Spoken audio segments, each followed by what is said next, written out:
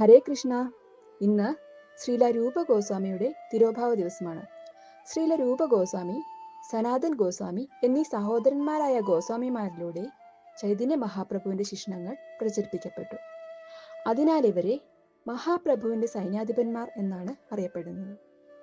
ശ്രീല രൂപ ഗോസ്വാമി കൃഷ്ണലീലയിൽ ശ്രീ രൂപമഞ്ജരി എന്നാണ് അറിയപ്പെടുന്നതെന്ന് ഗൗരഗണയോദ്ദേശ ദീപികയിൽ കവി കർണപുരം എഴുതിയിരിക്കുന്നു.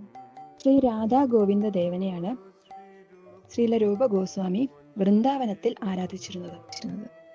ചൈതന്യ മഹാപ്രഭു ഗോസ്വാമിമാരോട് ഭഗവാൻ കൃഷ്ണന്റെ ലീലകൾ നടന്ന വ്രജത്തിന്റെ പുണ്യസ്ഥലങ്ങൾ വീണ്ടും കണ്ടെത്തുവാനും വിഗ്രഹങ്ങൾ പ്രതിഷ്ഠിക്കുവാനും നിർദ്ദേശങ്ങൾ നൽകുകയുണ്ടായി. ഭഗവാൻ കൃഷ്ണന്റെ കൊച്ചുമകനായ വജ്രനാഭൻ വ്രജത്തിൽ നിരവധി പ്രതിഷ്ഠകൾ നടത്തിയിരുന്നതായി അറിയാമായിരുന്നു. അത് കണ്ടെത്താൻ ശ്രമിച്ചിട്ട് സാധിക്കാത്തതിനാൽ വിഷമിതനായി യമുനാ തീരത്ത് ഇരിക്കുന്ന നേരത്ത് ഒരു ഗോപാലനായ ബാലകൻ അതുവഴി വന്ന് വിഷമത്തിന് കാരണം തിരക്കിയപ്പോൾ അദ്ദേഹം കാര്യം പറഞ്ഞു. അപ്പോൾ ഗോപാലൻ അങ്ങ് എൻ്റെ കൂടെ വരൂ എന്ന് പറഞ്ഞ് അദ്ദേഹത്തെയും കൂട്ടി ഗോമതി എന്ന കുന്നിൻ മുകളിലേക്ക് കൊണ്ടുപോയി. എന്നിട്ട് പറഞ്ഞു, എല്ലാ ദിവസവും ഒരു പശു ഈ കുന്നിൻ മുകളിൽ വന്ന് പാൽ ചുരത്തുന്നു. അതിനാൽ നിങ്ങൾ അന്വേഷിക്കുന്ന വിഗ്രഹം ഇവിടെ ഉണ്ടാകാനുള്ള സാധ്യത കൂടുതലാണ്. ഇനി ഞാൻ പോകട്ടെ എന്ന് പറഞ്ഞു. എന്നാൽ അവനെ യാത്രയാക്കാനായി തിരിഞ്ഞു നോക്കിയപ്പോൾ അവിടെ ആരെയും കണ്ടില്ല. ആരായിരുന്നു ആ ഗോപാലൻ?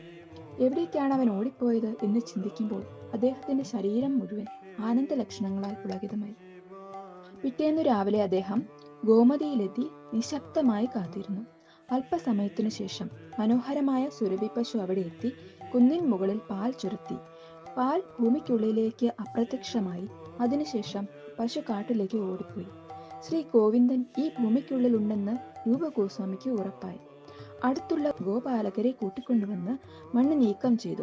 ശ്രീ ഗോവിന്ദന്റെ അതിമനോഹര രൂപം കണ്ട് എല്ലാവരും ആനന്ദഭരിതരായി. ഗോസ്വാമിമാർ എല്ലാവരും ഉടൻ തന്നെ അവിടെ എത്തിച്ചേർന്നു. ബ്രാഹ്മണർ എല്ലാവരും ചേർന്ന് ശ്രീ ഗോവിന്ദന് അഭിഷേകം ചെയ്തു. ചൈതന്യ മഹാപ്രഭു ഇതറിഞ്ഞ് വളരെയധികം സന്തോഷിച്ചു. അതിനുശേഷം ശ്രീല രൂപ ഗോസ്വാമി ചൈതന്യ മഹാപ്രഭുവിന്റെ നിർദ്ദേശങ്ങൾ പാലിച്ചുകൊണ്ട് ഭക്തിശാസ്ത്രങ്ങൾ രചിക്കുവാൻ തുടങ്ങി. ശ്രീ രൂപ ഗോസ്വാമി ലളിതാ മാധവം എഴുതിയ ശേഷം രഘുനാഥ് ദാസ് ഗോസ്വാമിക്ക് വായിക്കുവാൻ നൽകി. ഭഗവാൻ വൃന്ദാവനം വിട്ടുപോയതിനു ശേഷമുള്ള അദ്ദേഹത്തിന്റെ ലീലകളുടെ വിവരണമാണിത്. അങ്ങനെ വേർപിരിയലിന്റെ മാനസികാവസ്ഥയിലുള്ള വികാരങ്ങൾ നിറഞ്ഞു നിൽക്കുന്ന ഈ ഗ്രന്ഥം വായിച്ച രഘുനാഥ് ദാസ് ഗോസ്വാമി രാവും പകലും കരയുവാൻ തുടങ്ങി. പുസ്തകം തിരികെ നൽകാനും തയ്യാറായില്ല. അതിനുശേഷം ശ്രീ രൂപ ഗോസ്വാമി ദാന കേളി കൗമുദി രചിക്കുകയും അത് രഘുനാഥ് ദാസ് ഗോസ്വാമിക്ക് നൽകി പകരമായി ലളിതാ മാധവ് തിരികെ വാങ്ങുകയും ചെയ്തു. ഇത് വായിച്ച് രഘുനാഥ് ദാസ് ഗോസ്വാമി സന്തോഷത്തിന്റെ പരകോടിയിൽ മുഴുകി. ഒരിക്കൽ രാധാകൃഷ്ണന്മാരുടെയും കൂട്ടുകാരുടെയും വേർപിരിയൽ ചർച്ച ചെയ്യവേ ശ്രീല രൂപ ഗോസ്വാമി വളരെ ആഴത്തിൽ ശ്വാസമെടുക്കുവാൻ തുടങ്ങി. അദ്ദേഹത്തിന്റെ ഹൃദയം വിരഹത്താൽ ചുട്ടുപൊള്ളി.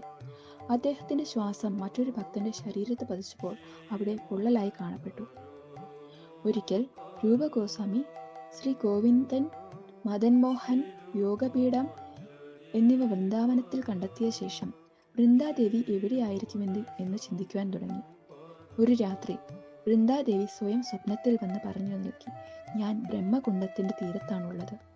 അദ്ദേഹം അവിടെ എത്തി അന്വേഷിക്കുന്ന സമയത്ത് പെട്ടെന്നൊരു സ്വർഗീയ യുവതി പ്രത്യക്ഷപ്പെട്ടു.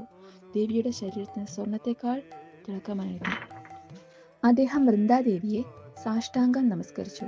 അങ്ങനെ വൃന്ദാദേവി വീണ്ടും വ്രജത്തിൽ പ്രത്യക്ഷപ്പെട്ടു. അതുകൂടാതെ രൂപ ഗോസ്വാമി ഭക്തിയോഗത്തിന്റെ നിയമങ്ങൾ തിട്ടപ്പെടുത്തുകയും പ്രചരിപ്പിക്കുകയും ചെയ്തു.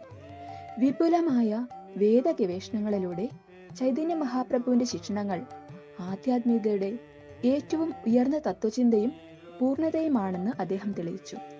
സിന്ധു, ഉജ്ജ്വല നിലാമണി, ലളിതാ മാധവ തുടങ്ങിയ ഗ്രന്ഥങ്ങളിലൂടെ ചൈതന്യ മഹാപ്രഭു രൂപ ഗോസ്വാമിക്ക് ഭക്തി രസാചാര്യ എന്ന പദവി നൽകി. ഭക്തി രസാമൃത സിന്ധു എല്ലാ വേദങ്ങളുടെയും സാരാംശം നൽകുന്നു. കൃഷ്ണാബോധത്തിൽ എങ്ങനെ മുന്നേറണമെന്നും രാധാകൃഷ്ണന്മാരോടുള്ള പരിശുദ്ധ പ്രേമഭക്തി എങ്ങനെ നേടണമെന്നും വിശദീകരിക്കുന്നു.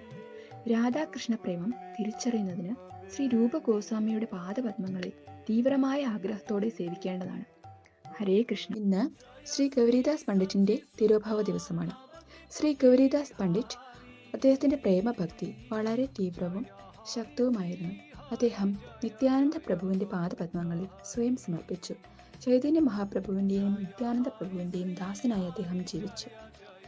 അദ്ദേഹത്തിൻ്റെ പിതാവിൻ്റെ പേര് ശ്രീ കാംസാരി മിശ്ര, മാതാവിൻ്റെ പേര് ശ്രീ കമലാദേവി. ബർദാമ ജില്ലയിലെ അംബിക കാൽന എന്ന ചെറിയ പട്ടണത്തിലാണ് അദ്ദേഹത്തിൻ്റെ ആരാധനാ വിഗ്രഹങ്ങളായ ശ്രീ ശ്രീ ഗൗര നിത്യാനന്ദ എന്നിവരുടെ ക്ഷേത്രം സ്ഥിതി ചെയ്യുന്നത്. ക്ഷേത്രത്തിൽ ചൈതന്യ മഹാപ്രഭുവിൻ്റെ കൈകൊണ്ട് എഴുതിയെന്ന് കരുതപ്പെടുന്ന ഒരു ഈന്തപ്പനയോലയിൽ എഴുതിയിട്ടുള്ള ഭഗവത്ഗീതയും അതുകൂടാതെ ഒരു ബോട്ടിൽ നിന്നുള്ള തുഴയും സൂക്ഷിച്ചിട്ടുണ്ട്. ഒരിക്കൽ ചൈതന്യ മഹാപ്രഭുവും നിത്യാനന്ദ പ്രഭുവും ശാന്തിപൂരിൽ നിന്നും അംബിക കാൽനയിലേക്ക് ബോട്ടിൽ വന്നു. അതിൻ്റെ തുഴ ചൈതന്യ മഹാപ്രഭു തൻ്റെ കയ്യിൽ പിടിച്ചു. ഗൗരീദാസിൻ്റെ വീട്ടിൽ പ്രവേശിച്ചപ്പോൾ ഗൗരീദാസിന് തുഴ നൽകിക്കൊണ്ട് അദ്ദേഹം പറഞ്ഞു, ഇതുമായി നീ എല്ലാ ജീവജാലങ്ങളെയും കൂട്ടി ഭൗതിക അസ്തിത്വത്തിൻ്റെ സംസാര സാഗരം കടക്കണം. ചൈതന്യ മഹാപ്രഭു നവദ്വീപിലെ തൻ്റെ ലീലകൾ അവസാനിപ്പിച്ച് സന്യാസം സ്വീകരിക്കുന്നതിന് മുമ്പ് വിട പറയുന്നതിനായി ഗൗരീദാസിൻ്റെ അടുത്തെത്തി. എന്നാൽ ഗൗരീദാസിന് ഇത് സഹിക്കാൻ കഴിയുന്നതിനും അപ്പുറമായിരുന്നു. അദ്ദേഹം ഇടവിട്ട് കരഞ്ഞുകൊണ്ട് അംബിക കാലനിയിൽ തന്നെ വസിക്കുവാനായി അഭ്യർത്ഥിച്ചു. നിങ്ങൾ രണ്ടുപേരും ഇവിടെ നിന്നാൽ മതി. നിങ്ങൾ ഇവിടെ വിട്ടു പോകാതിരുന്നാൽ നിങ്ങൾ പതിതാത്മാക്കളുടെ മോചിതരാണെന്ന് ഞാൻ മനസ്സിലാക്കും. ഇത് കേട്ട് ഗൗരാംഗ മഹാപ്രഭു പറഞ്ഞു, അങ്ങ് നമ്മുടെ ദേവതാ വിഗ്രഹത്തെ ഇവിടെ പ്രതിഷ്ഠിച്ച് സേവിക്കാവുന്നതാണ്. കാരണം ഞാൻ ആ രൂപത്തിലും നേരിട്ട് സന്നിഹിതനാണ്. ഇത് കേട്ട് വീണ്ടും ഗൗരീദാസ് കരഞ്ഞു. ചൈതന്യ മഹാപ്രഭുവും നിത്യാനന്ദ പ്രഭുവും വീണ്ടും വീണ്ടും ആശ്വസിക്കാൻ ശ്രമിച്ചുവെങ്കിലും അദ്ദേഹത്തിൻ്റെ ഹൃദയം ശാന്തമായില്ല. അങ്ങനെ അവർ രണ്ടുപേരും ഗൗരീദാസിൻ്റെ സ്നേഹത്താൽ ബന്ധിതരായി. ഒടുവിൽ ചൈതന്യ മഹാപ്രഭു അദ്ദേഹത്തോടൊപ്പം വസിക്കാമെന്ന് വാക്ക് നൽകി. അതിനുശേഷം രണ്ട് ഭഗവാന്മാരും രണ്ട് ദേവതാ വിഗ്രഹത്തിലെ ഭഗവാന്മാരും അദ്ദേഹത്തിന് മുൻപിൽ വന്നു. 4 പേരും തൻ്റെ മുൻപിൽ വന്ന് നിൽക്കുന്നത് കണ്ട് അദ്ദേഹം അമ്പരന്നു. കണ്ണിൽ നിന്നും കണ്ണുനീർ ധാരധാരയായി ഒഴുകാൻ തുടങ്ങി. എന്നിട്ട് ഭഗവാൻ അദ്ദേഹത്തോട് പറഞ്ഞു, ഞങ്ങൾ 4 പേരിൽ അങ്ങ് യഥാർത്ഥമെന്ന് തിരിച്ചറിഞ്ഞ് തിരഞ്ഞെടുക്കുന്ന 2 പേർ അങ്ങയോടൊപ്പം ഇവിടെ വസിക്കുന്നതാണ്. അത് അങ്ങയുടെ ഹൃദയത്തിൻ്റെ ഉള്ളിലെ പരമസത്യം തന്നെയായിരിക്കും. ഇത് കേട്ട ഉടൻ തന്നെ ഗൗരിദാസ് ഭഗവാന്റെ സേവനങ്ങൾ ചെയ്യാൻ തുടങ്ങി. ആഹാരം പാകം ചെയ്തു. അവരുടെ സേവനങ്ങളെല്ലാം കൃത്യമായി നിർവഹിച്ചു. നല്ല വസ്ത്രങ്ങൾ നൽകി. അങ്ങനെ പല വിധത്തിലുള്ള സേവനങ്ങൾ നൽകി. ഒടുവിൽ തൻ്റെ കൂടെ നിൽക്കേണ്ട ഭഗവാന്മാരെ തിരഞ്ഞെടുത്തു. മറ്റു 2 ഭഗവാന്മാർ നീലാചലപുരിയിലേക്ക് പോയി. ഒരിക്കൽ ഭഗവാൻ ഗൗരീദാസിനെ വിളിച്ചു പറഞ്ഞു, പ്രിയപ്പെട്ട ഗൗരീദാസ, അങ്ങ് ഞങ്ങളുടെ കൂട്ടുകാരനായ സുബലായിരുന്നു. അങ്ങയ്ക്ക് ഓർമ്മയില്ലേ, പണ്ട് നമ്മൾ യമുനയുടെ തീരത്ത് എങ്ങനെയാണ് കളിച്ചും കുളിച്ചും പല പല ലീലകൾ ചെയ്തും ആസ്വദിച്ചിരുന്നത് എന്ന്. പെട്ടെന്ന് തന്നെ ഭഗവാന്മാർ കൃഷ്ണന്റെയും ബലരാമന്റെയും രൂപം സ്വീകരിച്ചു. ഗോപാലന്മാരെ പോലെ വസ്ത്രം, കൈകളിൽ എരുമക്കൊമ്പ്, ചൂരൽ, ഓടക്കുഴൽ എന്നിവ പിടിച്ചു. അവരുടെ തലയിൽ മയിൽപ്പീലി കൊണ്ട് അലങ്കരിച്ചിരുന്നു. വനമാല ധരിച്ചിരുന്നു. അപ്പോൾ ഗൗരീദാസൻ തൻ്റെ പൂർവ്വരൂപം സ്വീകരിച്ചു. അവർ ഒരുമിച്ച് പല ലീലകളിലും ഏർപ്പെട്ടുകൊണ്ടിരുന്നു. കുറച്ചു സമയത്തിന് ശേഷം 2 ഭഗവാന്മാരും വീണ്ടും അവരുടെ വിഗ്രഹത്തിനുള്ളിൽ ഇറങ്ങി. ഗൗരീദാസ് എല്ലാ ദിവസവും ധാരാളം വിഭവങ്ങൾ പാകം ചെയ്ത് 2 ഭഗവാന്മാർക്കും സമർപ്പിക്കാറുണ്ട്.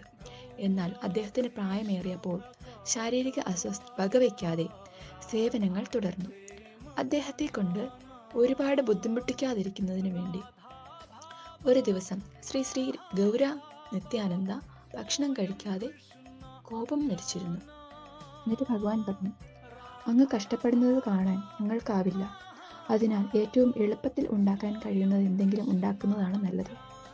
ഇത് കേട്ട ഗൗരിദാസ് പറഞ്ഞു, ഇന്ന് ഞാൻ തയ്യാറാക്കിയത് എന്താണോ അത് നിങ്ങൾ കഴിക്കൂ. നാളെ മുതൽ ഞാൻ ഇത്രയും ഒരുക്കങ്ങൾ ചെയ്യുന്നില്ല. നിങ്ങളുടെ പാത്രത്തിൽ കുറച്ച് ഇലക്കറികളും പച്ചക്കറികളും വയ്ക്കാം. ഇത് കേട്ട് 2 പേരും ചിരിച്ചുകൊണ്ട് ഭക്ഷണം കഴിക്കുവാൻ തുടങ്ങി. ചിലപ്പോൾ ഗൗരിദാസൻ തൻ്റെ വിഗ്രഹങ്ങളെ ആഭരണങ്ങളാൽ അലങ്കരിക്കുവാൻ ആഗ്രഹിച്ചു. ഇത് മനസ്സിലാക്കി ശ്രീ ശ്രീ ഗൗര നിത്യാനന്ദന്മാർ വിവിധ ആഭരണങ്ങൾ ധരിച്ച് പൂർണ്ണ ആഡംബരത്തോടുകൂടി സ്വയം പ്രദർശിക്കപ്പെട്ടു. ഇത് കണ്ട് ഗൗരിദാസ് അത്ഭുതപ്പെട്ടു. അങ്ങനെ പല പല ലീലകളും അവർ നടത്തിക്കൊണ്ടിരുന്നു. ഈ ദിവസം നമുക്ക് അദ്ദേഹത്തിൻ്റെ കാരുണ്യത്തിനായി പ്രാർത്ഥിക്കാം.